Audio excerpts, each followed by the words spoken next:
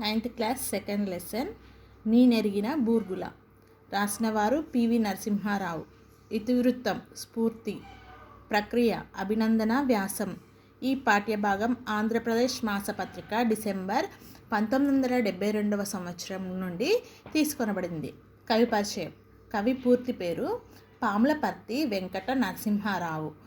Warangal district Narsampet మండలంలోని వంగర గ్రామస్తులు.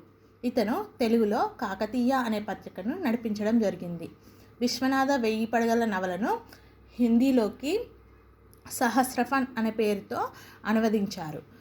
సహస్రఫన్ అనే పేరుతో అనువదించడం ద్వారా ఇతనికి కేంద్ర సాహిత్య అకాడమీ బహుమతి లభించింది. ఇతని యొక్క ఆత్మకథ ది ఇన్సైడర్. ఇతను ఫన్ లక్షత్ కోన్గాత్ మరాఠీ చిత్రాన్ని అబల జీవితం అని తెలుగులో అనువదించడం జరిగింది.